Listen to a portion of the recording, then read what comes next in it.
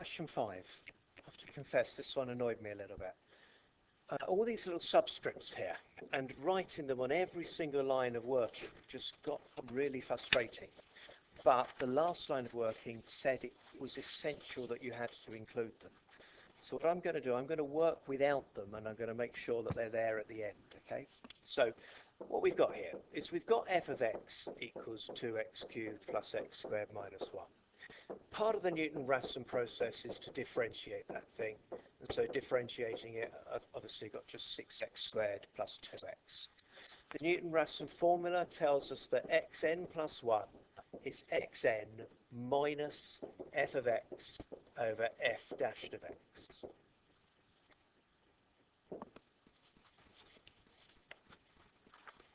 And now, this is saying I'm going to stop writing all of these x's here. So I've got this minus all over 6x squared plus 2x. Now I'm just going to do some algebra to try and put all of this together. I'm going to times that up there. So I've got 6x cubed plus 2x squared. And this is now all over this. Going to be really careful with this minus here. I've got a minus 2x cubed, I've got a minus x squared there, and a plus 1. And now I can see I've got 6 take away 2, which is 4x cubes.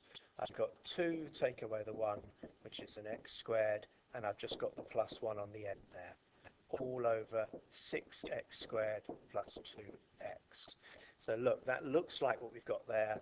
But now what I'm going to do is I'm just going to put these ends in here because they are essential on the last line. This show that it must be exactly that at that point there.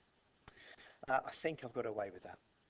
For part B you could do even without part A. That for part B we know that x1 is 1, so put that 1 in, put a 1 into all of this, and you get 3/4, and then put 3/4 into all of that, and 3/4 into that gives you 2/3. So there's a couple of marks, nice easy marks for everyone to get there. Now part C, again it's an explanation, and I'm learning to write more for these explanations. What I've written there is the f dashed of x, so f dashed of 0. If you put a 0 in here you get 0, and I just wrote therefore Newton-Raphson cannot be used, but that isn't enough. We have to say therefore cannot be used because Newton-Raphson can't start at a stationary point. There's lots of things you could say, and even more you can't.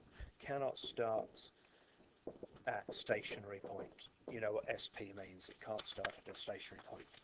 I've got the mark scheme here. Let's read you some of the things you cannot say.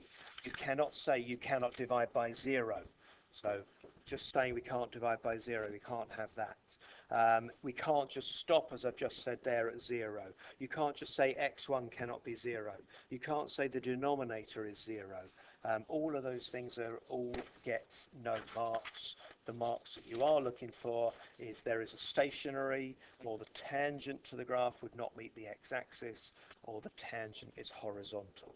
Those are the sorts of things you can say. So look, any explanation, try and put a lot more than your sort of first instinct.